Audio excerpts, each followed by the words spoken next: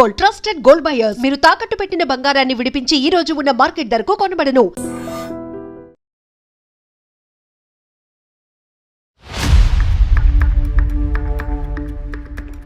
అసలు H1B visa అంటే ఏంటి? ఎందుకు H1B వీసా అప్లై చేస్తారు? దీనికి 1990కి వెళ్ళాల్సి వస్తుంది. స్టూడెంట్ వీసా మీద వెళ్ళి వర్క్ చేస్తున్నారని చెప్పి అప్పుడు కూడా కొన్ని వెళ్ళి ఇమిగ్రేషన్ 47 మందిని పంపించేశారు. ఆ ఇష్యూస్ అవుతున్నాయి. సర్టిఫికెట్ తయారు చేయడం మన వాళ్ళు ఛాంపియన్స్, ఇండియన్స్. దాంట్లో స్పెషల్లీ మన దగ్గర ఉన్నది ఇంకా పెద్ద ఛాంపియన్స్. అంటే వాళ్ళ ఫ్యామిలీని అక్కడికి తీసుకొని వెళ్ళడం కోసమని వీసా ఇంటర్వ్యూస్ కానీ వెళ్తుంటే వాళ్ళు మొత్తం అందరివి రిజెక్ట్ అయిపోయాయంట. అంటే నార్మల్ వీసాస్ కూడా రిజెక్ట్ అవ్వడానికి రీజన్ ఉంది. వాళ్ళ డౌట్ వస్తుంది, నువ్వు ఎందుకు వెళ్తున్నావు యూఎస్కి అని అడుగుతారు. ఈ బ్రిక్స్ నోట్ అని కొత్తగా ఈ మధ్య వస్తుంది కదా సార్, ఆ నోట్ వల్లనే ఇవన్నీ ట్రంప్ కావాలని మన ఇండియా మీద కక్షపాతంతో చేస్తున్నాడని చెప్పి అని అనుకుంటున్నారు. BRICS note first of all లేదు. బ్రిక్స్ నోట్ అని ఏ నోట్ లేదు. అది ఏంటి సార్ మరి? బ్రిక్స్ వాళ్ళ ఇంటర్ కరెన్సీ ఎక్స్చేంజ్ కోసం. యుఎస్ వాళ్ళకి మన ఇండియా మీద కక్ష లేకపోతే యాపిల్ కంపెనీ ఇండియాలో పెడతానంటే లేదు యుఎస్లోనే పెట్టాలని చెప్పి అది ఇష్యూ చేశారు కదా. మరి అది చేస్తాడు కదా, తప్పేముంది. అంటే నువ్వు ఒక బీటెక్ కంప్లీట్ చేసావు, నువ్వు ఒక ఇంజనీరింగ్ అయిపోయి ఉందంటే నువ్వు యుఎస్లో వెళ్ళిపోవాలి. లేకపోతే ఒక పెళ్లి సంబంధం ఏదైనా సెట్ అయితే యుఎస్ వర్క్ ఇచ్చి పెళ్లి చేయాలి. అంటే ఇలాంటివి ఎక్కువ ఉండడం వల్ల యుఎస్ డిమాండ్ ఎక్కువ అయిపోయిందా? యుఎస్ అమెరికన్ డ్రీమ్ ఒకటి ఉంది, అది క్రాష్ అయిపోయింది కంప్లీట్గా. ట్రంప్ వచ్చిన తర్వాత ఇంకా మొత్తం క్రాష్ అయిపోయింది. హాయ్ హలో నమస్తే, నేను మీ anchor Shiva. Welcome to iDream media. ఈరోజు మన ముందున్న గెస్ట్ సురేష్ కొచ్చాటిల్ గారు, సీనియర్ జర్నలిస్ట్. ఈరోజు తీసుకురావడం గల కారణాలు ఏంటంటే H1B వీసా. ఇన్స్టాగ్రామ్ కానీ సోషల్ మీడియా చూసినట్లయితే మొత్తం హల్చల్ అనమాట. ఇలా H1B వీసా $1 lakh ఇలా అంతా కనిపిస్తూనే ఉంది. అసలు H1B వీసా అంటే ఏంటి? ఈ $1 lakh పెంచడానికి రీజన్స్ ఏంటి? అసలు ఎందుకు పెంచారు? ఇవన్నీ విషయాలు చాలామందికి క్లారిటీగా తెలియదు. అవన్నీ క్లారిటీగా తెలుసుకునే ప్రయత్నం అయితే చేద్దాం. ఎందుకంటే బేసిక్గా నేను కూడా చూస్తున్నప్పుడు ఏంటి న్యూస్ ఇలా వస్తుంది ఏంటి అని చూస్తుంటే నాకు సరిగ్గా ఒక క్లారిటీ లేదు, ఒక ఇది లేదనమాట. దాని మీద అవగాహన కూడా లేదు. దాని గురించి మొత్తం నీట్గా ఎక్స్ప్లెయిన్ చేయడానికి ఈరోజు సార్ మన ముందుకు వచ్చేసారు. సార్తో మాట్లాడి మనకు తెలియని విషయాలు తెలుసుకునే ప్రయత్నం అయితే చేద్దాం. హాయ్ సార్, ఎలా ఉన్నారు సార్? నమస్తే సార్, బాగున్నారా సార్? Yes sir. సరే, అందరికీ ఇదే డౌట్ సార్. సోషల్ మీడియాలో ఈ టాపిక్ ట్రెండింగ్ అవుతున్నప్పుడు అసలు H1B వీసా అంటే ఏంటి? ఎందుకు H1B వీసా అప్లై చేస్తారు? దీనికి 1990కి వెళ్ళాల్సి వస్తుంది మనం. ఆ టైంలో ప్రెసిడెంట్ బుష్ ఒక ఆర్డర్ సైన్ చేశారు అండ్ లేటర్ కాంగ్రెస్ అది అప్రూవ్ చేశారు. అమెరికాలో చాలా టైప్స్ వీసాస్ ఉన్నాయి. ఇప్పుడు మీరు ఎక్కడికైనా వెళ్తుంటే మీరు వీసా అప్లై చేయాల్సి వస్తుంది. భారతదేశం నుంచి వెళ్ళేటోళ్ళకి కొంతమందికి, ఫర్ ఎగ్జాంపుల్ థాయిలాండ్ వెళ్ళాలనుకోండి, వీసా ఆన్ అరైవల్ అని ఉంటుంది. నేను అక్కడ పనిచేస్తాను, నాకు తెలుసు. వీసా ఆన్ అరైవల్ అంటే అక్కడ వెళ్ళంగానే ఎయిర్పోర్ట్లోనే 2200 బాట్లు కట్టేసి, అంటే వాళ్ళ కరెన్సీ కట్టేసి ఫామ్ ఫిల్అప్ చేసి మీకు అక్కడే స్టాంప్ కొట్టి వీసా ఇచ్చేస్తారు. That is visa on arrival. మిగతా కంట్రీస్కి ముందే వీసా అప్లై చేయాల్సి వస్తుంది. ఫర్ ఎగ్జాంపుల్ ఇప్పుడు దుబాయ్కి వెళ్తున్నాను అనుకోండి, యూఏకి వెళ్తాను, మీరు ముందే వీసా అప్లై చేయాల్సి వస్తుంది. ఇంకా ఎక్కడైనా మేజర్ కంట్రీస్, యూరోపియన్ కంట్రీస్. యూఎస్కి ఇంకా టఫ్, ఎందుకంటే మన వాళ్ళు చాలా సంవత్సరాల నుంచి యూఎస్కి మన డాంకీ రూట్ అంటాం చూడండి. డాంకీ రూట్ ఒకటి ఉంటుంది, ఎట్లయినా అక్కడ చేరుకోవాలి. ఎస్పెషలీ పంజాబ్, గుజరాత్ అటువైపు నుంచి చాలామంది చనిపోయినా కానీ ప్రాబ్లం లేదు, కానీ యూఎస్కి వెళ్ళాలి నాకు. 40 లక్షలు 50 లక్షలు ఏజెంట్లకు ఇచ్చి వాడు ఎక్వెడార్ నుంచి కొలంబియా తీసుకెళ్ళి, కొలంబియా నుంచి మెక్సికో తీసుకొచ్చి, మెక్సికో నుంచి గోడ దుంకి అటువైపు యూఎస్కి వెళ్ళాలనుకుంటే అక్కడ వెళ్ళగానే వాడు మాయమైపోతాడు, క్రౌడ్లో చేరిపోతాడు. సో ఇప్పుడు దాకా యూఎస్ అడ్మినిస్ట్రేషన్ ఏంటంటే, మనం చూసుకుంటూ వస్తే బుష్ కానీ, క్లింటన్ కానీ, బైడెన్ అడ్మినిస్ట్రేషన్, వీళ్ళందరూ చాలా వీక్గా ఉన్నారు ఇమిగ్రేషన్ మీద. లక్షలాది మంది వస్తున్నారు, వచ్చి అక్కడ పనిచేస్తున్నారు. చాలామంది దగ్గర వీసాలు లేవు. వీసా అయిపోయిన వాళ్ళు, ఎక్స్పైర్ అయిన కూడా ఉన్నారు. ఇప్పుడు యూరోప్లో కూడా అదే పరిస్థితి. యూకేలో చూస్తున్నారు, బోట్లో వచ్చి దిగుతున్నారు, వాళ్ళకి హోటల్ 5 స్టార్ హోటల్ ఇచ్చేస్తున్నారు, తిండి ఇచ్చేస్తున్నారు, నిద్రపోండి, మీకు 3000 పౌండ్లు ఇస్తారు నెలకు. ఏం కావాలి ఇంకా? సోమాలియా నుంచి, సూడాన్ నుంచి, ఆఫ్రికా నుంచి అందరూ వచ్చి అక్కడ పడుతున్నారు, ఆఫ్ఘనిస్తాన్ నుంచి కూడా. కానీ యూఎస్కి ఎందుకు వెళ్తారు? ఒకటి, అక్కడ వెళ్ళే ఒక ఆస్పిరేషన్ ఒకటి ఉంటుంది కొంతమందికి. ఒకటి ఎడ్యుకేషన్. మన దగ్గర నుంచి వెళ్ళే స్టూడెంట్స్లో, ఇది నేను చెప్పట్లేదు, మీరు డేటా తీసుకోవచ్చు. మొన్న కూడా మోహన్ దాస్ పై గారు చెప్పారు, మన దగ్గర నుంచి వెళ్ళే స్టూడెంట్స్లో 90% మంది థర్డ్ గ్రేడ్ యూనివర్సిటీస్కి వెళ్తారు యూఎస్కి. సర్టిఫికేట్ ప్రింట్ చేసే పేపర్ కూడా విలువ ఉండవు. అక్కడ కార్నల్ ఉంది, అక్కడ పెద్ద పెద్ద ఇన్స్టిట్యూట్ యూపెన్ ఉంది, చాలా మటుకు ఇన్స్టిట్యూట్స్ బూత్, చాలా పెద్ద పెద్ద ఇన్స్టిట్యూట్స్ ఉన్నాయి అక్కడ, యూనివర్సిటీస్ ఉన్నాయి. అక్కడెక్కడ వెళ్ళకుండా పేరే వినలేని ఇన్స్టిట్యూట్కి వెళ్తాడు, ఎందుకంటే అది అడ్మిషన్ అక్కడే దొరుకుతుంది. కార్నల్ నుంచి అట్లాంటి పెద్ద పెద్ద ఇన్స్టిట్యూట్స్లో మీకు మెరిట్లోనే మీకు అడ్మిషన్ వస్తుంది, మీ రికమెండేషన్ మీద ఉంటుంది. అంటే మీ ప్రొఫెసర్స్ రికమెండ్ చేయాల్సి వస్తుంది. వాళ్ళ సెలెక్షన్ ప్రాసెస్ చాలా టఫ్. బహుశా మీకు స్కాలర్షిప్ కూడా ఇస్తారు. సో మన వాళ్ళు ఏం చేస్తారు, ఫస్ట్ స్టెప్లో యూఎస్కి ఎందుకు వెళ్తారంటే చదువు అని చెప్పి వెళ్తారు. అక్కడ చదువు ఫినిష్ చేయగానే ఎంఎస్ వెళ్తే ఎంఎస్ ఫినిష్ చేస్తారు, కొంతమంది పిహెచ్డి లెవెల్ కూడా వెళ్తారు. అక్కడ వెళ్ళిన తర్వాత వాళ్ళు ఏం చేస్తారు, ఓపీటీ అని ఒక దాన్ని అప్లై చేస్తారు, ఆప్షనల్ ప్రాక్టికల్ ట్రైనింగ్. ఆ ప్రాక్టికల్ ట్రైనింగ్ ఏంటంటే మీరు చదువుకున్న సబ్జెక్ట్, ఫర్ ఎగ్జాంపుల్ రోబోటిక్స్ చదువుకున్నారు, ఆ రోబోటిక్స్ని మీరు ప్రాక్టికల్గా లైఫ్లో ఇంప్లిమెంట్ చేయలేదు, మీరు థియరీ నేర్చుకున్నారు. నేర్చుకోవాలంటే ఒక రోబోటిక్స్ పనిచేస్తున్న కంపెనీ దగ్గర పని చేసుకుంటే మీకు కొంచెం ఎక్స్పీరియన్స్ వస్తుంది, మీరు చేసిన డిగ్రీ కూడా విలువ ఉంటుంది. అక్కడ వెళ్తారు, 2 సంవత్సరాలు యూజ్లీ ఉంటే దాన్ని ఎక్స్టెండ్ కూడా చేసుకోవచ్చు కొంచెం. అది కూడా మన వాళ్ళు మిస్యూజ్ చేశారు. దాని తర్వాత ఏం చేస్తారు, మెల్లగా H1Bకి అప్లై చేస్తారు. అంటే H1B మీరు అప్లై చేయలేరు, H1B has be applied by the company. మిమ్మల్ని తీసుకెళ్లాల్సి అనుకుంటే కంపెనీ వాళ్ళు అప్లై చేస్తారు. అక్కడ కూడా పెద్ద ర్యాకెట్ ఉంది. ఇది ఏం జరిగిందంటే H1B ఎందుకు తీసుకొచ్చారు, అమెరికాలో stem, that is science, engineering, technology and మ్యాథ్స్లో వాళ్ళ దగ్గర షార్టేజ్ ఉందని చెప్పి వాళ్ళ నేషనల్ సైన్స్ ఫోరం, వాళ్ళ ఫౌండేషన్ 160,000 మంది తక్కువ ఉన్నారని చెప్పి 1990లో ఒక స్టడీ చేశారు. మా దగ్గర అంత ఇంజనీరింగ్ గ్రాడ్యుయేట్స్ లేరు, వస్తున్న వాళ్ళకి స్కిల్స్ లేవు, సో మేమేం చేయాలి, అమెరికన్ ఐటీ కంపెనీస్ అంటున్నారు మేము బయట నుంచి తెప్పించుకుంటాము, వాళ్ళకి ఇదే జీతం మేము కూడా ఇస్తాము. అంటే అమెరికాలో ఒక అమెరికన్ వర్కర్కి $80,000 జీతం అనుకోండి, 80 $1,00,000 ఒక సంవత్సరానికి జీతం ఉంటే మేము కూడా అదే తీసుకొస్తున్న ఎంప్లాయీ కూడా అదే ఇస్తామని చెప్తారు. కానీ చేసేది అది కాదు. ఒకసారి తీసుకొచ్చిన తర్వాత ఆయనకి అది ఇచ్చే డాలర్ కన్నా హాఫ్ ద శాలరీ ఇస్తారు. వాడు వచ్చేసిండు కాదు, ఎక్కువ మాట్లాడలేడు. ఇప్పుడు ఏమనంటే నిన్ను పంపించేస్తా వాపస్ అంటాడు. ఆడు భయపడి పని చేస్తారు, అమ్మాయి ఉండని అబ్బాయి ఉండని. ఇది మిస్యూజ్ జరుగుతుంది, చాలా సంవత్సరాల నుంచి జరుగుతుంది. ఇప్పుడు ఇవాళ వచ్చిన న్యూస్ ప్రకారం ఫైర్ వాల్ అని చెప్పి ఒకటి లాంచ్ చేశారు యూఎస్. మేజర్ ఇన్వెస్టిగేషన్ స్టార్ట్ అవుతుంది నిన్నటి నుంచి. వాళ్ళ యూఎస్ లేబర్ డిపార్ట్మెంట్ ప్రతి వీసా, ప్రతి H1B కానీ మిగతా వీసాలు కూడా ఇష్యూ చేయడానికి వాళ్ళకి జీతం ఎంత, వాళ్ళు ఎప్పుడు వచ్చిండ్రు అని మొత్తం బయట హిస్టరీ, జాగ్రఫీ అంతా బయట తీస్తున్నారు ఇప్పుడు. దీంతో బహుశా ఒక 50% ఇండియన్స్ పట్టుబడతారు, 100 ఒక మాయమైపోతారు, ఇప్పుడే మాయమైపోతారు చాలా మంది, ఎందుకంటే వాళ్ళందరూ గాయమైపోతారు అక్కడి నుంచి. సార్ గత ఒక మూడు నెలల క్రితము లైక్ ఇదే స్టూడెంట్స్ లైక్ స్టూడెంట్ వీసా మీద వెళ్ళి వర్క్ చేస్తున్నారని చెప్పి అప్పుడు కూడా కొన్ని వెళ్ళి 47 మందిని పంపించేశారు ఆ ఇష్యూస్ అవుతున్నాయి. దానివల్ల ఏమైనా ఎఫెక్ట్ ఏమైనా ఉందా సార్? అదే మిస్యూజ్ అండి. అంటే మీరు పని చేయడానికి మీకు లీగల్గా రూల్స్ ఉంటుంది. ఈవెన్ కెనడాలో మీకు ఉంది, ఆస్ట్రేలియాలో కూడా ఉంది. కెనడా ప్రాబ్లం ఏంటంటే పాపులేషన్ చాలా తక్కువ, వాళ్ళ దగ్గర పని చేయడానికి మనుషులు లేరు. వాళ్ళ దగ్గర న్యాచురల్, ఎందుకంటే కెనడాలో మీరు ఉండే పరిస్థితిలో కొన్ని స్టేట్సే ఉన్నాయి అనమాట, కొన్ని ఏరియాస్లోనే మీరు ఉండొచ్చు. మీతో అంతా చాలా హార్ష్ వెదర్, -30 -40కి వెళ్ళి అక్కడ ఉండలేరు. చైనాలో ఉన్న కెనడాలో ఉన్న కొన్ని సిటీస్లోనే అందరు ఉంటారు. వాళ్ళకి ఫామ్ ల్యాండ్ ఆపరేట్ చేయడానికి, అంటే పెద్ద పెద్ద వందలాది ఏకర్ల ఎవరు లేరు నడిపారు. సో పంజాబ్ నుంచి చాలా మందిని తీసుకెళ్లారు, and they are hard working. వాళ్ళు వెళ్ళి మొత్తం దీని అంతా ట్రాక్టర్ పెట్టి అంతా సాఫ్ చేసి ప్రొడక్షన్ మొదలు పెట్టారు. నెక్స్ట్ వేవ్ ఎడ్యుకేషన్ కోసం వెళ్ళారు. యూఎస్ యూనివర్సిటీలో అడ్మిషన్ రాని వాళ్ళు కెనడాకి వెళ్ళారు. ఐడియా ఇస్ కెనడాలో ఉండి మెల్లగా యూఎస్కి దూరిపోదాం, ఎవడు పట్టుకోడు నన్ను, ఎందుకంటే Canada US border open border, అంత పెద్ద చెక్కింగ్ ఏం లేదు.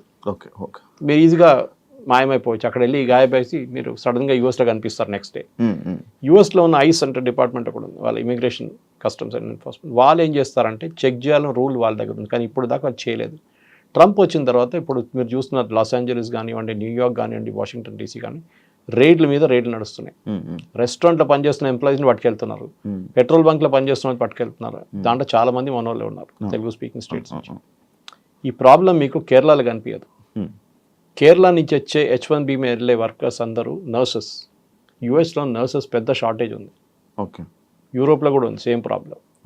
సెకండ్ డాక్టర్స్ కూడా తక్కువ ఉన్నారు వాళ్ళ దగ్గర. సో డాక్టర్స్ మన దగ్గర తీసుకెళ్తారు. కానీ దీని లాజిక్ ఏంటి, H1B అనగానే highly skilled worker, exceptional skill మీకు ఉందన్నమాట. ఏ ఫీల్డ్ అయినా మీ ఫీల్డ్ నుంచి. మన దేశంలో H1B అనగానే అందరూ ఐటీతో ఈక్వేట్ చేస్తారు, కాదు. అవును sir. H1B is for all fields.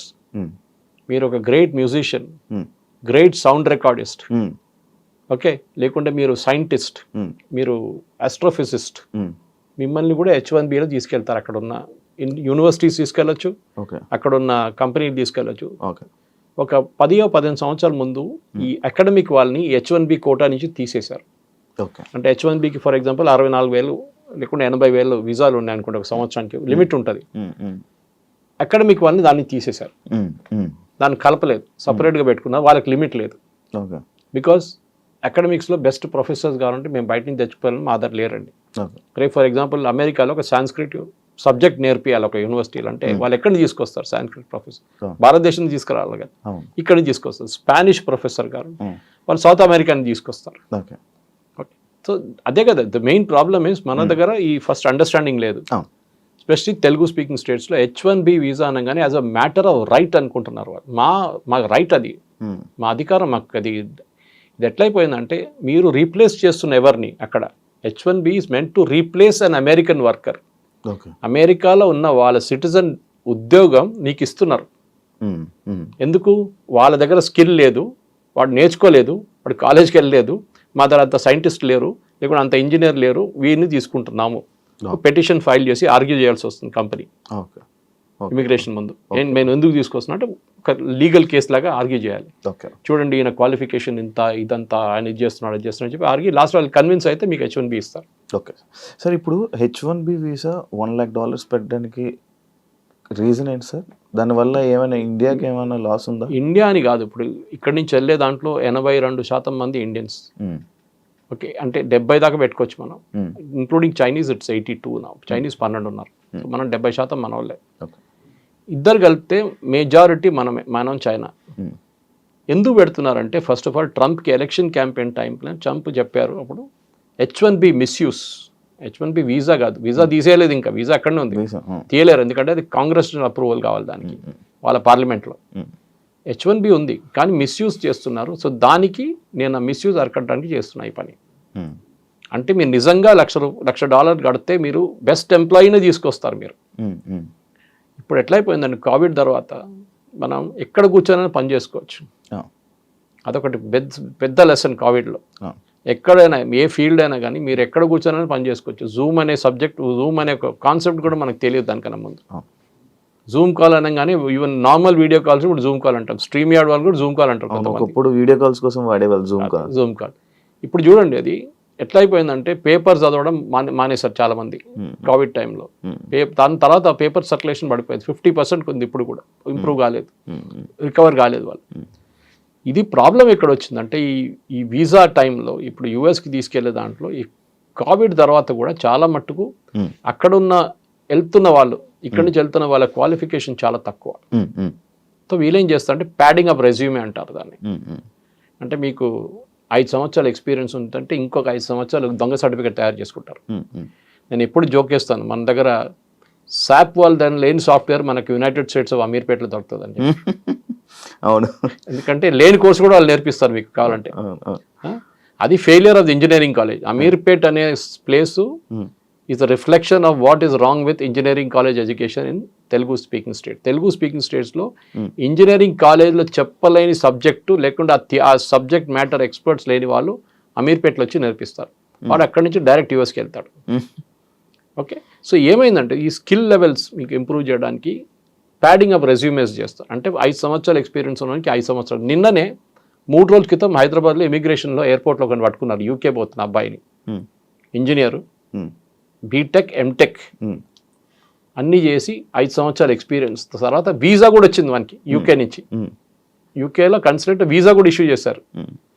అక్కడ ఎయిర్పోర్ట్లో ఇమిగ్రేషన్ డాక్టర్స్ చెక్ చేస్తే బీటెక్ సర్టిఫికేట్ దొంగతనం తెచ్చుకున్నాడు, ఎంటెక్ దొంగతనం తెచ్చుకున్నాడు, ఎక్స్పీరియన్స్ కూడా సార్ ఎయిర్పోర్ట్ ఇమిగ్రేషన్లో చెక్ చేస్తారా సార్? చెక్ చేస్తారు, డౌట్ ఉంటే చెక్ చేస్తాం. మీ బాడీ లాంగ్వేజ్ చూస్తే తెలిసిపోతుంది వాళ్ళకి. Okay okay. కానీ నా ప్రశ్న ఏంటంటే అది కాదు, ఈ కన్సులేట్ వాళ్ళు ఏం చేస్తారు? యూజువల్లీ ఏం చేస్తారంటే కన్సులేట్ ఇది ఇప్పుడు కాదు, 15 సంవత్సరాల ముందు మొదలు పెట్టారు. ఒక లింకేజ్ పెట్టుకున్నారు సాఫ్ట్వేర్. జేఎన్టీయూతోని అమెరికన్ కన్సులేట్, జేఎన్టీతోని బ్రిటిష్ కన్సులేట్, మేజర్ కన్సులేట్ అందరూ లింక్ పెట్టుకున్నారు. ఉస్మానియాతో మిగతా వాళ్ళు పెట్టుకుంటారు. వీళ్ళేం చేస్తారు, క్యాండిడేట్ వస్తాడు శ్రీనివాస్ కుమార్ పేరు కొట్టి 2012లో పాస్అవుట్ అయ్యాడని చెప్పి కొట్టంగానే వాళ్ళకి లిస్ట్ వస్తుంది ఎవరో పాస్అవుట్ అయ్యారని. ఆ పేరు దాంట్లో కనిపించకపోతే దొంగ సర్టిఫికేట్. ఆ లింకేజ్ ఉంది, ఎందుకంటే సర్టిఫికేట్ తయారు చేయడం వల్ల మన వాళ్ళు ఛాంపియన్స్ ఇండియన్స్, దాంట్లో స్పెషలీ మన దగ్గర ఉన్న ఇంకా పెద్ద ఛాంపియన్స్. మన దగ్గర ఎడ్యుకేషనల్ కన్సల్టెంట్స్ ఉంటారు, వాళ్ళు మీరు లేనిపోయిన బ్యాంక్ బ్యాలెన్స్ చూపిస్తారు, మీకు లేనిపోయిన సర్టిఫికేట్లు తయారు చేసిస్తారు, లేనిపోయిన ఎక్స్పీరియన్స్ చూపిస్తారు. కరెన్సీ చేసేస్తున్నారు. ఇది ఇప్పుడు అంతా కలిసి పడ్డది అక్కడ యూఎస్లో. ఈ ఫేక్ రెజ్యూమెస్ కానివ్వండి, మీరు ఎక్స్పీరియన్స్ ఇప్పుడు చూడండి, లేబర్ డిపార్ట్మెంట్ ఇంత స్ట్రిక్ట్గా ఇప్పుడు దాకా రాలేదు. మీరు చూసిన సినిమా ఏం లేదు ఇప్పుడు, అది చూసిన ట్రైలర్ ఇప్పుడు ఈ $1 lakh ఇప్పుడు రాబోతుంది పెద్ద బాంబు. ఏం సార్ రేట్ నడుస్తున్నాయి ఇప్పుడు. They are checking each and every H1B issue చేసిన చెక్ చేస్తున్నారు. ఎందుకంటే వ్యాలిడిటీ 3 సంవత్సరాలు ఉంటుంది కదా, 3 సంవత్సరాల నుంచి యూఎస్లో పనిచేసేట్టు చెక్ చేస్తున్నారు. ఇప్పుడు నీకు ఎట్లా వచ్చింది H1B, నీకు ఎవరు ఇష్యూ చేసిండు, నీకు ఎక్స్పీరియన్స్ ఎంత ఉంది, నీకు జీతం ఎంత వస్తుంది. మెయిన్ జీతమే ప్రాబ్లం. వీళ్ళు ఎందుకు తీసుకొస్తున్న ఇండియన్ వర్కర్స్తో ప్రేమ ఏం లేదు. అమెజాన్ కానీ, మెటా వాళ్ళకి కానీ, గూగుల్, వీసా టాప్ 3 టాప్ 10లో ఒకటే ఇండియన్ కంపెనీ ఉన్నారు. వీసా లాస్ట్ 2024లో H1B మ్యాక్సిమం అప్లై చేస్తున్న కంపెనీస్లో టాప్ 10లో ఐటీ కంపెనీస్లో ఒకటే ఇండియన్ కంపెనీ ఉంది. 4th పొజిషన్లో TCS. ఇన్ఫోసిస్ లేరు, ఎవరు లేరు. ఓకే. ఎందుకంటే కోవిడ్ తర్వాత work from home and work place అని కాన్సెప్ట్ రాగానే చాలా మంది ఇండియాకి షిఫ్ట్ అయిపోయారు. ఇండియా నుంచే వర్క్ చేస్తున్నారు. ముందు కాన్సెప్ట్ ఉండే on site and off site అని, ఇప్పుడు ఆ కాన్సెప్టే పోయింది. ఇప్పుడు అమెజాన్ వాళ్ళు ఇండియన్స్ H1Bలో ఎందుకు తీసుకొస్తున్నారు? అమెజాన్లో ఇంత పెద్ద పని ఏంటి వీళ్ళకి, ఇంత పెద్ద ఇంజనీరింగ్ స్కిల్ ఏంటి వీళ్ళకి అమెజాన్లో, that they need an Indian engineer who is extraordinary. అట్లేం లేదు. సో ఏం చేస్తారంటే తక్కువ జీతం ఇవ్వడానికి వీళ్ళని గుంజుకొని తీసుకెళ్తారు. So that is what is being investigated now today onwards. నిన్న ట్రంప్ అనౌన్స్ చేసిన రోజు అదేం చెప్పలేదు, ఇవాళ చెప్తున్నారు. జెన్యున్గా ఉన్న వాళ్ళని తీసుకెళ్ళండి, ఎవరికి అబ్జెక్షన్ లేదు. కానీ H1B is not a matter of right. మీకు అర్హత నాకు ఇచ్చే ఉండాలని చెప్పి ఎవడు చెప్పట్లేదు. వీసా ఈజ్ అ రైట్ కాదు, visa is a kind of మీకు ఇస్తే ఇస్తారు, లేకుంటే లేదు. ఇప్పుడు US కన్సులేట్కి వెళ్తే ఆల్మోస్ట్ 50% మంది వీసాలు రిజెక్ట్ అయిపోతాయి. అవును సార్, యాక్చువల్లీ అదే పాయింట్ సార్. ఎందుకంటే రీసెంట్ టైమ్స్లో కొంతమంది దగ్గర నేను విన్నది ఏంటంటే, అంటే వాళ్ళ ఫ్యామిలీనే అక్కడికి తీసుకొని వెళ్ళడం కోసమని వీసా ఇంటర్వ్యూస్ కానీ వెళ్తుంటే వాళ్ళ మొత్తం అందరివి రిజెక్ట్ అయిపోయాయంట. అంటే నార్మల్ వీసాస్ కూడా రిజెక్ట్ అవ్వడానికి రీజన్ ఉందా? వాళ్ళ డౌట్ వస్తుంది, నువ్వు ఎందుకు వెళ్తున్నావు యూఎస్కి అని అడుగుతారు. ఫస్ట్ నేను చదవడానికి వెళ్తున్నా అంటాడు. మీ ఇక్కడ ఎవరో ఉన్నారంటారు, అమ్మ నాన్న ఉన్నారు, పెళ్లి చేసుకున్న తర్వాత నువ్వు చదువుకు వెళ్తున్నావు. అచ్చా. దాని తర్వాత అక్కడ వెళ్ళినాక ఏం చేస్తావు, మీ వైఫ్కి వీసా అప్లై చేస్తావు, మీ పిల్లలకి వీసా అప్లై చేస్తావు, వాళ్ళని తీసుకెళ్తావు, మెల్లగా దూరిపోతే గ్రీన్ కార్డ్ కోసం ట్రై చేస్తావు. దానికి 16 సంవత్సరాలు వెయిటింగ్ లిస్ట్ ఉంది, అది ఇంకోటి. దాని తర్వాత citizenship next. Green card citizenship కాదు. Lot of people mistake green card green card is green card, it is not a US citizen. అది ఇంకో స్టెప్ ఉంటుంది US సిటిజన్షిప్కి. ఇక్కడి నుంచి వెళ్ళే వాళ్ళు మెయిన్ ప్రాబ్లం ఏంటంటే మీరు చెప్పిందే ప్రాబ్లం.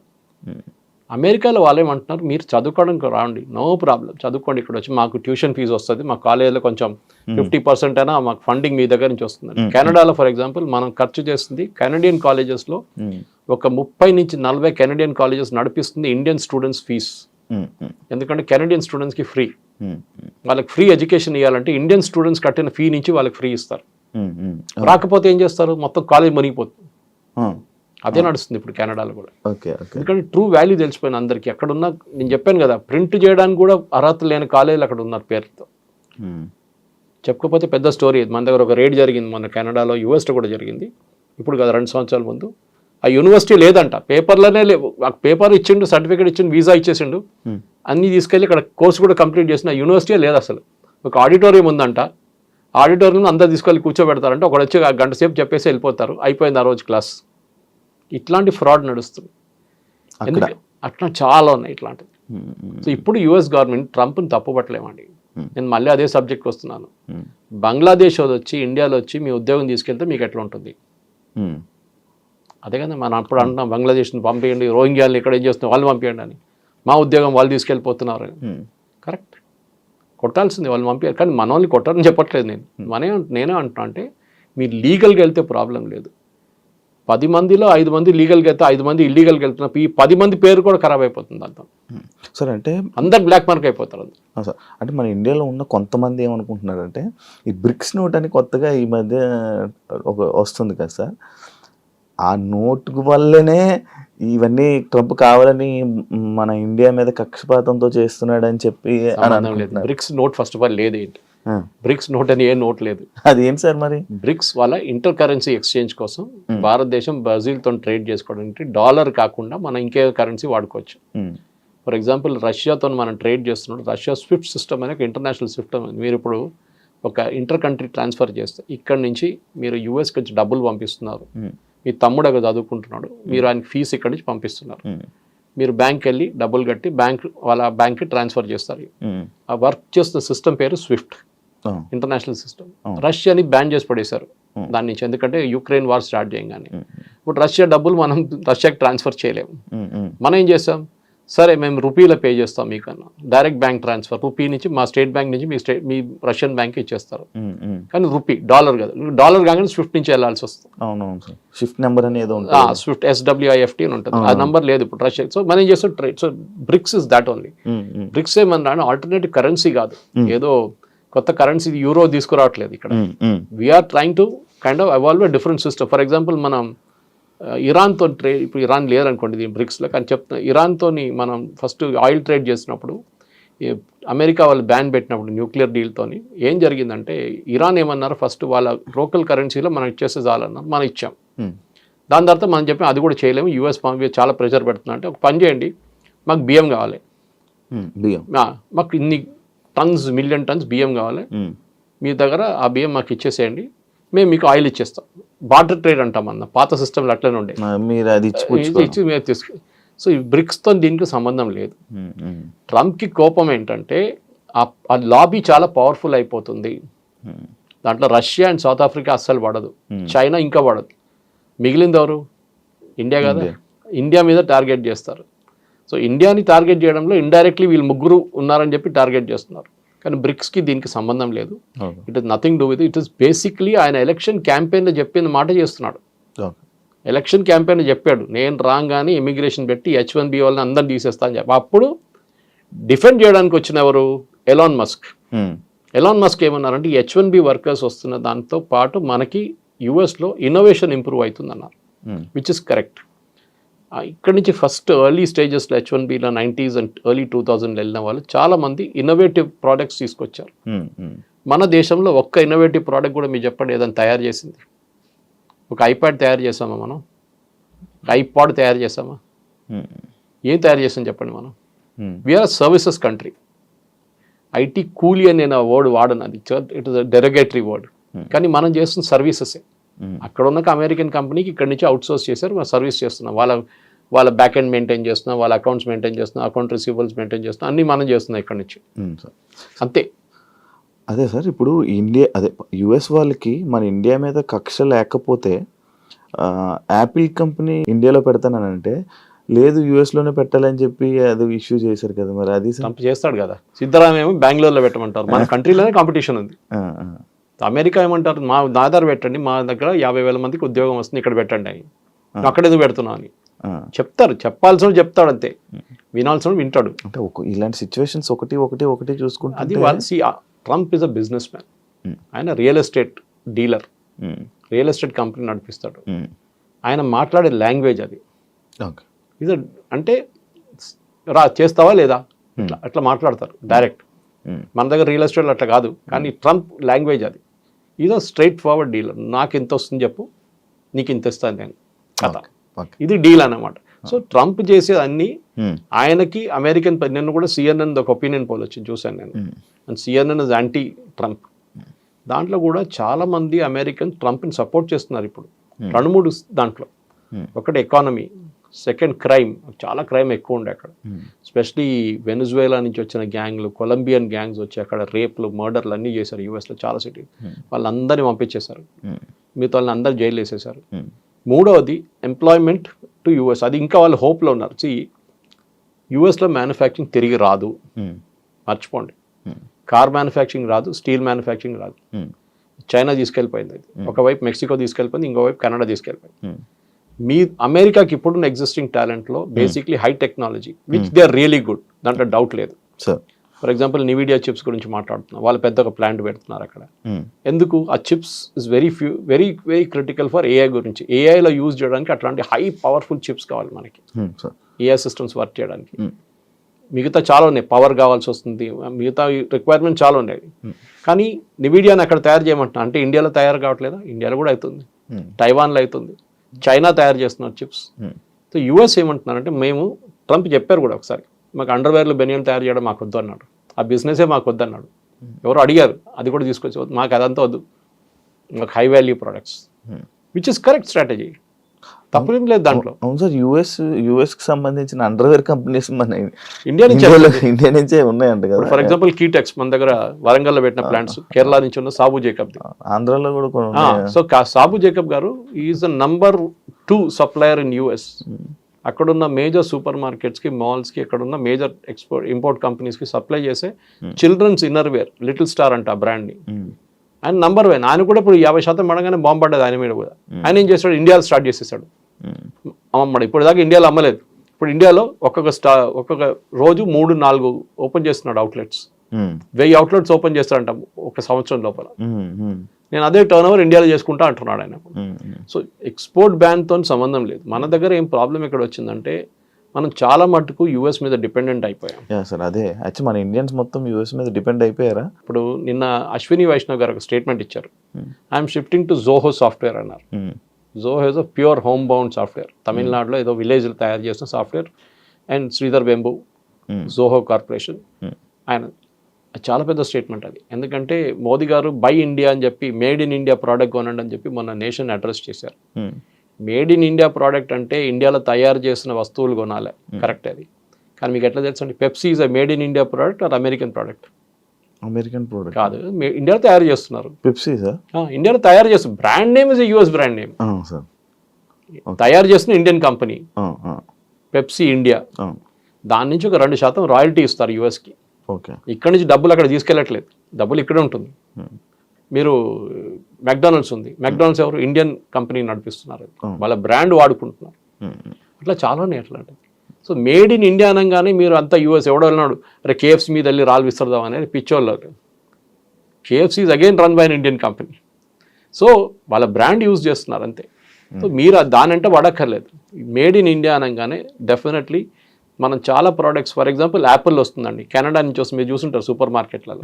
మనం వెళ్ళి కొలుతారు ఏంటంటే మేడ్ అది ఫ్రమ్ కెనడా అని రాస్తుంది, మా ఇంటికి వెళ్ళి ఆ స్టిక్కర్తో సహా మా టేబుల్ మీద పెడతాను. మామూలు ఇంటికి ఎవరైనా వస్తే అది చూస్తారు, కెనడా నుంచి యాపిల్ తీసుకొచ్చాడు ఈయన. ఒక ఈగో ఇష్యూ ఉంది మనకి ముందు 90s 2000లో బయట నుంచి ప్రోడక్ట్స్ చాలా తీసుకొస్తున్నాయి. మేము కేరళ నుంచి, మా దగ్గర దుబాయ్ నుంచి ఎవరైనా వస్తే ఆ టైంలో 80s 90s నేను చిన్నపిల్లలప్పుడు స్కూల్ నుంచి కాలేజ్ బయటకు వచ్చిన టైంలో ఏం చేస్తామంటే, వాడు పర్ఫ్యూమ్లు ఒక పెద్ద డబ్బా తీసుకొస్తాడు. అక్కడ ఏం పని చేస్తాడు అడగాడు, పాపం వాడు ఏదో కష్టపడి ఎక్కడో పని చేస్తుంటాడు, హోటల్లోనో ప్లేట్ వాషింగ్లోనో ఏదో చేస్తుంటాడు. అదంతా ఇడిసేసి ఆయన వస్తున్నాడు పర్ఫ్యూమ్లు ఒక 10 బాటిళ్ళు, 10 టీ-షర్ట్లు, 10 షార్ట్స్, ఇదన్నీ తీసుకొచ్చి అందరికి పంచి పెడతాడు.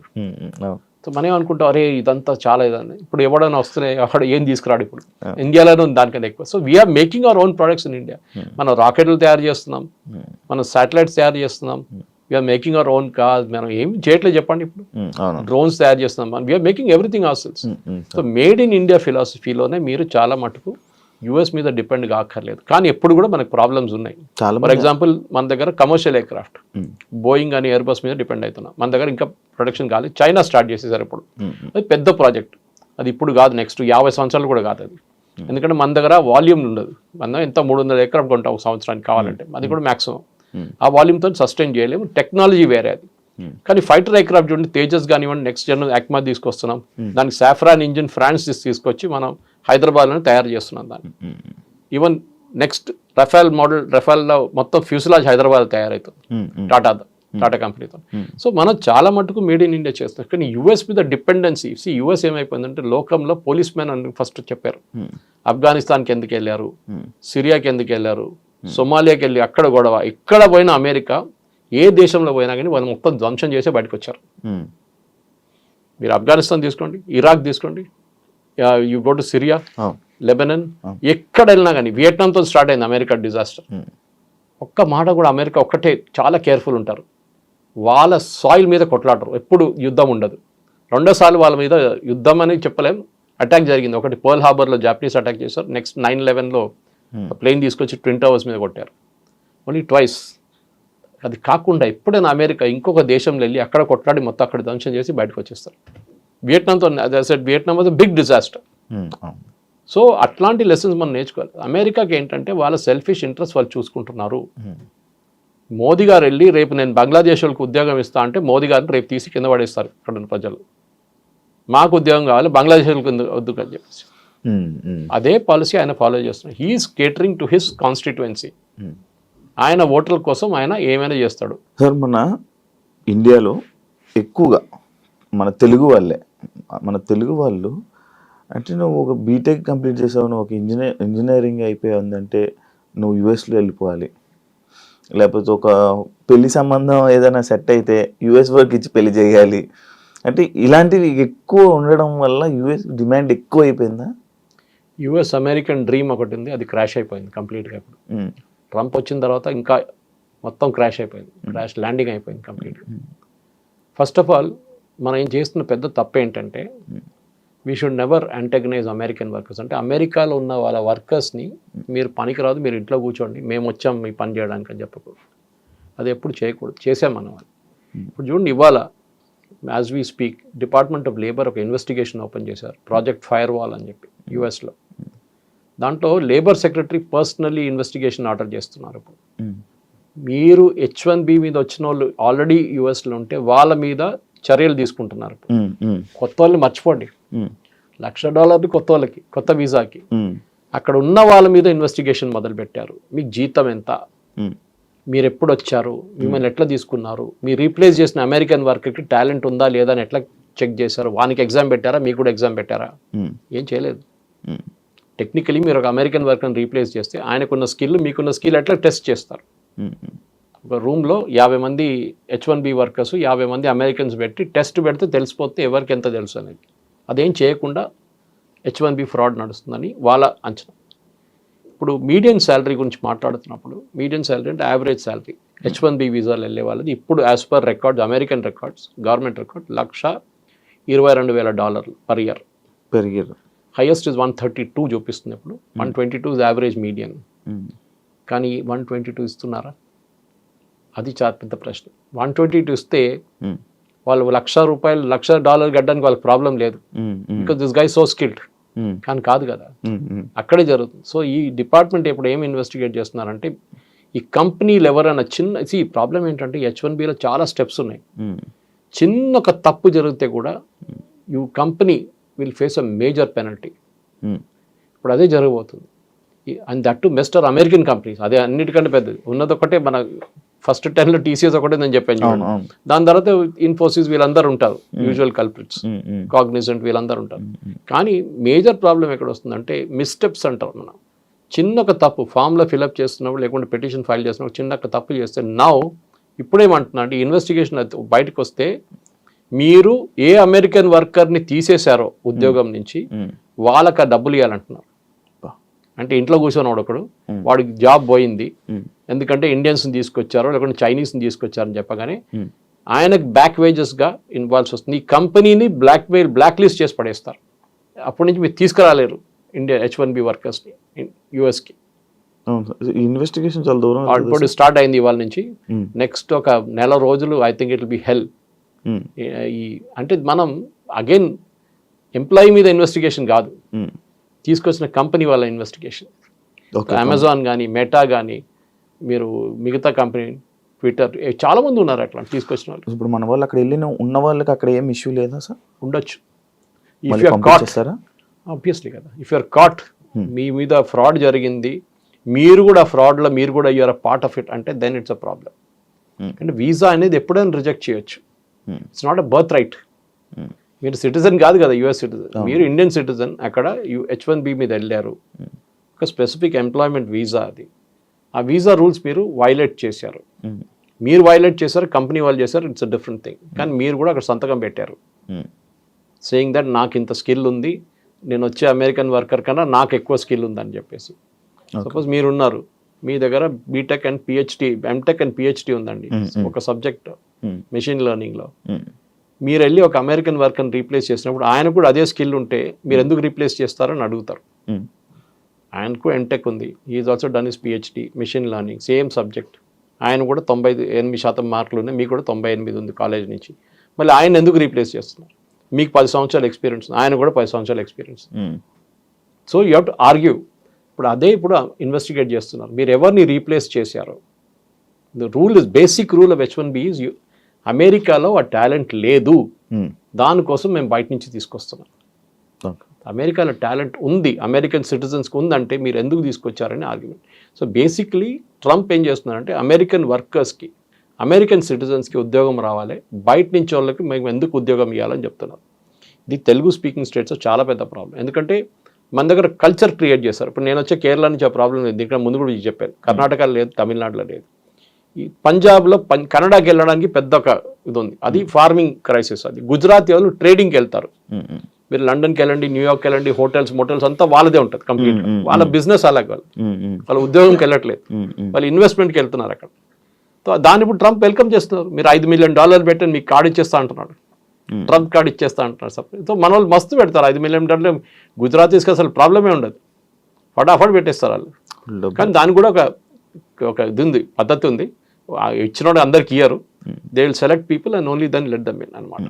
సో మేజర్ ఇప్పుడు the end of day bottom line ఏంటంటే, మీరు H1B వీసా అంటే ఏంటి అర్థం చేసుకోండి. మనందరు కూర్చొని లెక్చర్ కొట్టే బదులు మీరు అందరు కోపం పడి మీరు మోదీని తిట్టడమో ట్రంప్ని తిట్టడం కాదు. H1B is not a matter of right, discretion వాళ్ళది. ఇవ్వాలన్నా వద్దా అనేది అమెరికన్స్ గవర్నమెంట్ ప్రెరగేటివ్. మీరు H1B మీద వెళ్తున్నప్పుడు you're replacing an American worker, అది వాళ్ళకు కోపం వస్తుంది. యా సార్, ఈ వాళ్ళని రీప్లేస్ చేసే ఇదే సిచ్యువేషన్లో ఈ టాపిక్లోనే సార్ రీసెంట్గా ట్రంప్ అంటే అదే టైంలో ఇది ఒకటి విన్నాను సార్ నేను. లైక్ హోమ్లెస్ పీపుల్, అక్కడ ఉన్న హోమ్లెస్ పీపుల్ ఎక్కువ ఉన్నారు, వాళ్ళందరికీ మళ్ళీ సెట్ చేసి, వాళ్ళందరికీ ఎంప్లాయ్మెంట్ సెట్ చేసి ఈసారి బయట తిరగకుండా చెయ్యాలి, అక్కడ ఉన్న వాళ్ళందరినీ సెట్ చేయాలి అని అనుకుంటున్నట్టు ఒకటి అప్పుడు చూసాను సార్. అదేంటి సార్? అదంతా ఈజీ కాదండి.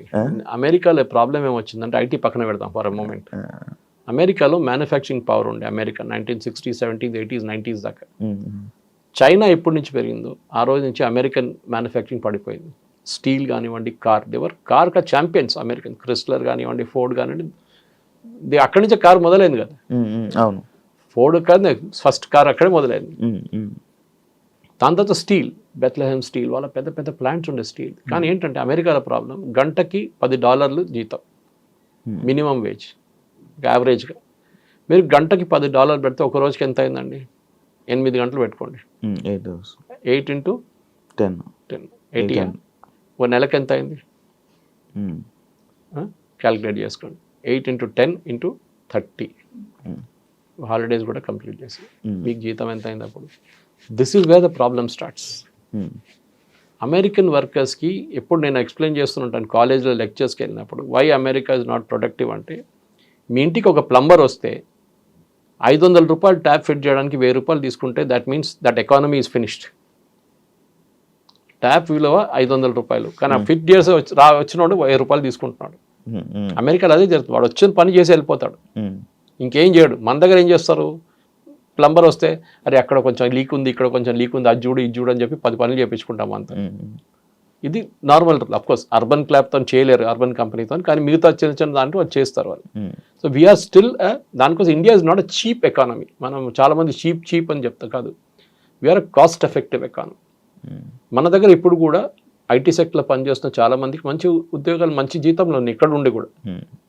అమంగ్ ద ఎంటైర్ ఇండస్ట్రీ వాళ్ళకి బహుశా ఇంకా అన్నిటికంటే ఎక్కువ వాళ్ళే. కానీ ప్రాబ్లం ఎక్కడ వచ్చిందంటే, ఇది ఒక షో ఆఫ్ లాగా అయిపోయింది. ఏం పని చేస్తున్నా అంటారు, ఐటీ సెక్టర్లో అంటాడు, వాడు ఏం చేస్తున్నాడు ఐటీలో అడగకండి, అది ఇంకో ప్రాబ్లం. ఉద్యోగం మీకు చెప్పాను చూడండి, ఎడ్యుకేషన్ నుంచి కూడా ఇంజనీరింగ్ కాలేజ్ మంది 100% ప్లేస్మెంట్, 100% ప్లేస్మెంట్ అని బోర్డు పెడతారు. ఛాలెంజ్ చేస్తున్నాను, మన జేఎన్టీ కూడా ఒక ఎంక్వైరీ ఆర్డర్ చేశారు, 100% ప్లేస్మెంట్ లేదు, ఇంకా హారిబుల్ అయిపోతుంది ఇంకా ఇక్కడి నుంచి. సో మీరు టాలెంటెడ్ ఉంటే ఏ ఫీల్డ్ అయినా కానివ్వండి, ఇఫ్ యు ఆర్ టాలెంటెడ్, మీ దగ్గర నాలెడ్జ్ ఉంటే మిమ్మల్ని ఎవడైనా వచ్చి ఎత్తుకెళ్తాడు, నో ప్రాబ్లం. ఎంత డబ్బులు ఇచ్చని తీసుకెళ్తాడు. కానీ మీరు టాలెంట్ లేదు, మీరు ఒట్టిగా హవాలా మాట్లాడుతున్నారంటే మీరు ఎక్కడ వెళ్ళలేరు. మన దగ్గర ప్రాబ్లం ఏంటంటే ఇన్డెప్త్ నాలెడ్జ్. ఎందుకు అమెరికన్ యూనివర్సిటీకి వెళ్తున్నారండి? మన దగ్గర యూనివర్సిటీలు లేవా? మన దగ్గర ఇంత మంచి ఐఐటీలు ఉన్నాయి, మనతో బిట్స్ పిల్లలు ఉన్నాయి, మన దగ్గర ఇండియన్ ఇన్స్టిట్యూట్ ఆఫ్ సైన్స్ ఉంది. మళ్ళీ ఎందుకండి మీరు అమెరికాకి వెళ్తున్నారు? ఇది ఒకటి. ఏమంటున్నారంటే మన దగ్గర ఎడ్యుకేషన్ ఎస్పెషల్లీ పోస్ట్ గ్రాడ్యుయేట్ లెవెల్లో అంత క్వాలిటీ లేదు, దానికోసం అమెరికాకి వెళ్తున్నాను. సరే మీరు వెళ్ళారు, చదివి ఎంతమంది రిటర్న్ వచ్చారండి? అది లేదు. ఆస్ట్రేలియాకి వెళ్తారు, ఆస్ట్రేలియన్ యూనివర్సిటీస్ క్వాలిటీ అంతే సంగతి. కెనడా కూడా అంతే, దీనికన్నా ముందు చెప్పాను మీకు అది. సో మీరు ఎడ్యుకేషన్కి వెళ్తున్నారా? Are you going for permanent employment? Permanent తిరిగి రావడానికి మీరు చూడలేదు, అసలు తిరిగి చూడలేదు మీరు. ఇది ఈ అమెరికన్ డ్రీమ్. మీరు అడిగిన ప్రశ్న జవాబు ఇది. ఆ అమెరికన్ డ్రీమ్ అయిపోయింది. Forget the American dream. Okay, మీరు కావాలంటే వర్క్ వీసాలు వెళ్ళండి, మీటింగ్లు అటెండ్ చేయండి, వచ్చేసేయండి. కానీ you cannot go there and stay and make a living. దీనికన్నా ముందు వెళ్ళిన వాళ్ళు దేవర్ లక్కీ, వాళ్ళు గ్రీన్ కార్డ్ వచ్చింది, దాని తర్వాత సిటిజన్షిప్ వచ్చి చాలామంది ఇండియన్స్ ఉన్నారు దాంట్లో. కానీ ఇంకా ఇక్కడి నుంచి ముందుకు వెళ్తూ it will become very tough. నిన్న ట్రంప్ యునైటెడ్ నేషన్స్ మాట్లాడినా కూడా చెప్పారు యూరోప్ గురించి, మీరు ఇమిగ్రేషన్ పాలసీ మిమ్మల్ని ముంచేస్తుంది, మీరు బయట నుంచి వాళ్ళు అందరు తీసుకుంటున్నారు, మీరు మునిగిపోతారని చెప్పి నిన్న వార్నింగ్ ఇచ్చారు, యూకే ఎస్పెషలీ. ఇది కరెక్ట్. బికాస్ మీరు బయట నుంచి ఎవరైనా తీసుకొస్తున్నారు, మీ లోకల్ సిటిజన్స్ మీ వ్యతిరేకంగా ఓటేస్తారు మీకు రేపు. అది ట్రంప్ గెలిచింది ఎందుకంటే he said I will bring back, make America great again, MAGA అని చెప్పారు. ఆ కాన్స్టిట్యున్సీ కోసమే ట్రంప్ పనిచేస్తున్నారు, ఇంకా ఎవరి కోసం పనిచేయట్లేదు. అయితే సార్ మ్యానుఫ్యాక్చరింగ్ అంతా మనకి సగం ఒక 50% మనం ఎక్స్పోర్ట్ ఇది చేసేది మొత్తం మనం చైనా నుంచే కదా సార్. అయితే ఈ H1B ఈ వీసా రేట్లు ఎప్పుడైతే $1 lakh చేశారో ఇదే టైంలో చైనా లైక్ కే వీసా అని చెప్పి ఒకటి రిలీజ్ చేయడం జరిగింది. అంటే ఇప్పుడు ఇక్కడ చాలామంది అటు షిఫ్ట్ అయిపోయే అవకాశాలు ఏమైనా ఉన్నాయి? ఎందుకు చైనా మ్యానుఫ్యాక్చరింగ్లో ఒక టైంలో క్వాలిటీలో వాళ్ళు చాలా హారబుల్ ఉండేవాళ్ళు. మన అందరు జోకులు కొడుతుంది, 6 నెలలు పనిచేస్తుంది చైనా ప్రోడక్ట్, సీరియల్ బల్బ్ ఉండొచ్చు, లేకుంటే హీటర్లు ఉండొచ్చు. ఇప్పుడు చైనా చాలా ముందుకు వెళ్ళిపోయిందండి ఇన్ టర్మ్స్ ఆఫ్ మ్యానుఫ్యాక్చరింగ్. వాళ్ళు BYD కార్స్ చూడండి, వాళ్ళకి ఏం తక్కువ కాదు టెస్లాతో. They are as good as any company. China వాళ్ళ క్వాలిటీ చాలా మంచిగా పెంచుకున్నారు, ఎందుకంటే వాళ్ళు ఎక్స్పోర్ట్ చేస్తున్న కంట్రీస్, వాళ్ళు they are exporting to Europe, exporting to US. వాళ్ళ సేఫ్టీ స్టాండర్డ్స్ చాలా స్ట్రిక్ట్. మీరు అక్కడ కార్లు అమ్మలేరు వాళ్ళ సేఫ్టీ స్టాండర్డ్ మీట్ చేయకపోతే. మన కార్లు ఎక్కువ వెళ్ళట్లేదు బయట US కంతా, ఎందుకంటే మన సేఫ్టీ స్టాండర్డ్ అంత మంచి కాదు. మనది క్రాష్ టెస్ట్ చేస్తే కూడా మనం పాస్ కావు. మన చైనా నుంచి మనం చాలా మటుకు ప్రోడక్ట్స్ తెప్పించుకుంటాం. మీరు చెప్తున్నారు చూడండి, ఐఫోన్ ఇప్పుడు కూడా మ్యానుఫ్యాక్చరింగ్ శ్రీపెరంబదూరులో నడుస్తుంది, ఇప్పుడు ఢిల్లీలో మొదలు పెట్టారు, అంటే గురుగాం వైపు. ఈ ఐఫోన్లో కూడా ఇప్పుడు కూడా మనం 12% కాంపోనెంట్స్ చైనా నుంచి వస్తుంది. అది మన టైం పడుతుంది, సంవత్సరం 2 సంవత్సరాల్లో we will be able to make the same things, flat bed panels కానీ మిగతా ఏమైనా కానీ. ఇప్పటికి మన చైనా దగ్గర నుంచి మనం నేర్చుకోవాల్సింది అంటే కోవిడ్ టైంలో సప్లై చైన్ మొత్తం డిస్టర్బ్ అయిపోయింది. ఫర్ ఎగ్జాంపుల్ మనం ఫార్మస్యూటికల్స్లో మనం బేసిక్ ఫార్మస్యూటికల్స్ మర్చిపోయి APIs అంటారు దాన్ని, మనం దాన్ని మర్చిపోయి, అంటే బేసిక్ రా మెటీరియల్ మనం ముందు తయారు చేస్తుండే పటాన్చెరులో, జీడి మెట్లంతా. అది మనం ఏమన్నా దాని వాల్యూ అడిషన్ లేదు. గ్రానైట్ రాయి ఇచ్చే బదులు దాన్ని కోసి అంత పాలిష్ చేసి గ్రానైట్ కాబట్టి నాకు ఇంకా 10,000 10 times or 20 times వాల్యూ వస్తుందని చెప్పి we got in to formulations. ఇప్పుడు మన ఫైనల్ ప్రోడక్ట్ తయారు చేసి డాక్టర్ రెడ్డీస్ కానివ్వండి, భారత్ బయోటెక్ కానివ్వండి, BE కానివ్వండి, ఎవరైనా కానివ్వండి, వీళ్ళు తయారు చేసి పంపిస్తున్నారు USకి. దానికోసం 50% డ్యూటీ వేసినప్పుడు, టారిఫ్ వేసినప్పుడు ఫార్మస్యూటికల్స్ లేదా లిస్ట్లో చూసారా మీరు? ఎందుకు? ఫార్మస్యూటికల్స్ మీద ఉండాలి కదా. ఎందుకంటే అమెరికన్ కన్స్యూమర్కి అన్నిటికంటే చీపెస్ట్ డ్రగ్ అమ్ముతుంది భారతదేశం నుంచి, మోస్ట్ కాస్ట్ ఎఫెక్టివ్ డ్రగ్ మన దగ్గర నుంచి వెళ్తుంది. India the pharmacy capital of the world అంటాం. 2 కేటగిరీస్ ఎగ్జామ్ చేశారు దాని నుంచి, ఒకటి IT సెక్టర్, ఇంకోటి ఈ ఫార్మసీ. ఎందుకంటే బేసిక్లీ IT సెక్టర్ పెడితే అమెరికన్ కంపెనీస్గా నష్టమవుతుంది, వాళ్ళ బాటమ్ లైన్ పోతుంది, కంప్లీట్ వాళ్ళ నష్టాలు వచ్చేస్తారని చెప్పి IT కంపెనీస్ మీద ఏం పెట్టలేదు. అదే టైంలో ఫార్మా కూడా పెట్టలేదు, ఎందుకంటే భారతదేశం నుంచి ఫార్మా రావాల్సిందే. ఎందుకంటే $50 మీరు ఎక్కువ చేస్తే కట్టాల్సింది అమెరికన్ కన్స్యూమర్, ఇండియన్ కంపెనీ కాదు. టారిఫ్ కూడా ఎవరు కడుతున్నారు? అమెరికాలో ఎవరు ఇంపోర్ట్ చేస్తున్నారు ఆ కంపెనీ కడుతున్నారు. వాళ్ళు ఏం చేస్తారు, అది కన్స్యూమర్ తీసుకుంటారు డబ్బులు. ఇండియన్ కంపెనీకి ఏం కావట్లేదు. They are where they are, demand తగ్గుతుంది. ఎస్, మీకు $10 వచ్చిన ప్రోడక్ట్ $15 ఇస్తే మీరు ఇంకోడన్నా $10 అమ్ముతున్నాడని చూసి తిరుగుతారు మీరు సూపర్ మార్కెట్లో.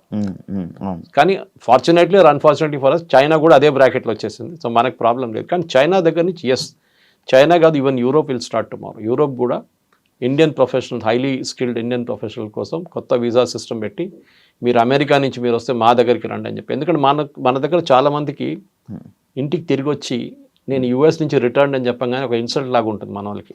చాలామందికి సైకలాజికల్ ప్రాబ్లం ఉంటుంది. చూడండి, అది it's not a easy thing. దానికి కౌన్సిలింగ్ కావాల్సి వస్తుంది. సడన్గా మీ ఉద్యోగం పోయింది, లేకుంటే మీకు H1B లేదు, మిమ్మల్ని రిటర్న్ పంపిస్తారంటే people will get into depression.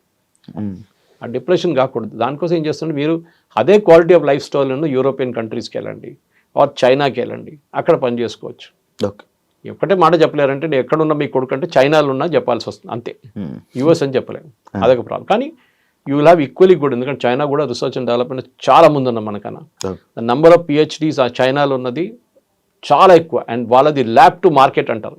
అంటే మీరు చేసిన PhD పేపర్ కోసం పేపర్ మీద రాయడం కాదు, ఆ PhDకి ఒక విలువ ఉంటుంది, దాన్ని మార్కెట్కి తీసుకొచ్చి దాన్ని ఎక్స్ప్లాయిట్ చేస్తే ఒక ప్రోడక్ట్ తయారవుతుంది. సో ల్యాబ్ టు మార్కెట్లో చైనా ఇస్ ఛాంపియన్ PhDsలో. ఈవెన్ యూరోప్ కూడా అంత లేదు. సో డెఫినెట్గా చైనా వీసా పెడితే చాలామంది వెళ్తారు అక్కడ, దానికి డౌట్ లేదు. Taiwan is another country, chip డిజైనింగ్లో దర్ నంబర్ 1. వాళ్ళు కూడా డెఫినెట్లీ ఎక్స్ప్లాయిట్ చేస్తారు దీన్ని. ఆల్రెడీ మన దగ్గర నుంచి ఒక 50 మంది ట్రైనింగ్కి వెళ్ళారు అక్కడ చిప్ డిజైనింగ్ కోసం. మన ఐ థింక్ టాటా జబ్స్ వెళ్దాం ఒక ట్రైనింగ్ అక్కడ. సో ట్రైన్ చేసి తీసుకొస్తారు వాళ్ళని. అట్లనే మన వాళ్ళు కూడా న్యూ మార్కెట్స్ చూసుకోవాల్సి వస్తుంది. టారిఫ్ పెట్టినప్పుడు అదే చేసాం మనం. కొత్త మార్కెట్కి వెళ్ళాం, యూరోప్కి వెళ్ళాం, మిగతా దేశాలకు వెళ్ళాం, సౌత్ ఆఫ్రికాకి వెళ్ళాం. Now Indians have to do that. And Sridhar Vembu చెప్పినట్లని ఆర్ కమ్ బ్యాక్ హోమ్. మనం ఇనీషియల్ స్టార్టింగ్ ట్రబుల్ ఉంటుంది, కానీ 5 సంవత్సరాల్లో అమెరికాకి ఏది నష్టం అవుతుందో మనకు అది గెయిన్ అవుతుంది. H1Bలో we will be able to do more innovations in India. మనం కూడా ఇండియా నుంచి కొత్త కొత్త ప్రోడక్ట్స్ తయారు చేద్దాం, సర్వీసులు కాదు. We'll let us do products from India. అది చాలా ఇంపార్టెంట్. అంటే ఇప్పుడు ఇదంతా H1B వీసా ఎఫెక్ట్ మొత్తం పడేది ఎవరైతే ఫేక్ దీనికి సంబంధించిన సర్టిఫికేట్స్కి సంబంధించిన ఇలా ఎవరైతే దొంగగా అక్కడ ఉంటున్నారో వాళ్ళకి ఎఫెక్ట్ అవుతుందే కానీ ప్రతి ఒక్కరికి కాదు. సో ఇక్కడ కూడా H1Bలో దొంగ సర్టిఫికేట్ అని చెప్పట్లేదు. I think that is the miscommunication here. దొంగ సర్టిఫికేట్ జనరలీ పోతుంది. అవును అవును, మీరు ఎక్స్పీరియన్స్ చూపించినాడు 10 సంవత్సరాల నుండి 20 సంవత్సరాలు చూపించడానికి ఒక ఎక్స్పీరియన్స్ సర్టిఫికేట్ తయారు చేస్తారు. దాంట్లో మనం ఛాంపియన్స్. ఓకే, ఇప్పుడు ఈవెన్ ఇంటర్వ్యూస్లో ఫేస్ టు ఫేస్ ఇంటర్వ్యూస్ చేపిస్తున్నారు ఇప్పుడు పెద్ద పెద్ద IT కంపెనీస్. ముందు కెమెరా ముందు పెడితే పక్కన ఒకటి కూర్చొని ఆన్సర్ చేస్తుండే, అది చేసి ఇప్పుడు నా ఫేస్ టు ఫేస్ కంపల్సరీ చేశారు. H1B ప్రాబ్లం ఎక్కడ వస్తుందంటే కంపెనీ మిమ్మల్ని తీసుకున్నప్పుడు వాళ్ళ పెటిషన్ ఫైల్ చేస్తున్నప్పుడు, అప్లికేషన్ ఫైల్ చేసినప్పుడు దాంట్లో ఏమైనా తప్పు ఇన్ఫర్మేషన్ ఇచ్చారా మీ గురించి, లేకుంటే అమెరికన్ వర్కర్ ఈ స్కిల్ వర్కర్ లేరని చెప్పినప్పుడు ఉన్నప్పుడు లేదని చెప్తే అబద్ధం, అప్పుడు ప్రాబ్లం కంపెనీకి వస్తుంది, మీ వీసా కూడా ఇంపాక్ట్ అవుతుంది దాంతో. Thank you sir, thank you so much sir. నాకు తెలియంది అండ్ చాలా మందికి తెలియని ఇన్ఫర్మేషన్ని చాలా చక్కగా మంచిగా పాస్ చేసినందుకు. ఒక్కటే డిస్క్లైమర్ ఏంటంటే, నేను చెప్పిందంతా వేదవాక్యం అనుకొని అన్నీ need not take it as truth. మీరు కూడా ఎక్స్పర్ట్స్ ఉంటారు దీంట్లో, ఈ ఫీల్డ్లో. నేను చాలా మటుకు చదివి రీసెర్చ్ చేసిన సబ్జెక్టే నేను మాట్లాడతాను. కానీ రోజుకి ఇది ఎంత మలుపు తిరుగుతుంది. రోజుకి ఒకరోజు చెప్పింది కాదు, నెక్స్ట్ ట్రంప్ ఇదే కదా. ట్రంప్ దగ్గర ఇవాళ అడిగితే పిల్లికి ఏ కలర్ అంటే తెల్లది అంటాడు, నెక్స్ట్ డే నల్లది అంటాడు. అది ట్రంప్ ప్రాబ్లం అనమాట. సో మనం కూడా we should be constantly on the lookout. And specially నాకు అన్నిటికంటే పెద్ద వరి ఏంటంటే ఈ లేబర్ ఇన్వెస్టిగేషన్. ఇది ఇవాళ దాకా జరగలేదు. ఇది పెద్ద ఒక థ్రెట్. రాత్రికి రాత్రి బహుశా H1B క్యాన్సల్ కావచ్చు, ఎగ్జిస్టింగ్ వన్ కొత్తల్ని మర్చిపోండి. So this is what I want to say. ఉన్నవాళ్ళు. Thank you sir, thank you so much sir. మళ్ళీ ఇంకో కొత్త ఇన్ఫర్మేషన్తో మళ్ళీ జనాలకి ఇచ్చే ప్రయత్నంలో మళ్ళీ కలుద్దాం sir. Thank you so much sir నా ఇంటర్వ్యూకి వచ్చినందుకు. చూసారు కదా ఇంటర్వ్యూ, ఇంకో గెస్ట్తో మళ్ళీ మీ ముందు కలుస్తాం. అంతవరకు థ్యాంక్ యూ సో మచ్. నిజంగా ప్రస్తుతం ఉన్నటువంటి సమాజం దేనికి ప్రయారిటీ ఇస్తుంది? ఆర్థిక సంబంధాల చుట్టూ మాత్రమే తిరుగుతుంది. మళ్ళీ ఎన్నికలంగానే చాలా విరక్తి కలుగుతుంది. మంచి అనిపిస్తుంది కదా, లేడీస్ కూడా ఛాలెంజింగ్ జాబ్స్ చేసినప్పుడు చాలా బాగుంటది. ట్రాఫిక్ అసిస్టెంట్స్ గా నియమించిన ట్రాన్స్జెండర్స్ అందరితో సాల్యూట్ చేయించుకుంటున్నారు. ఫుడ్ డెలివరీ ఇవ్వటానికి వెళ్ళినటువంటి డెలివరీ బాయ్ అనిల్ పై కళ్ళ ముందు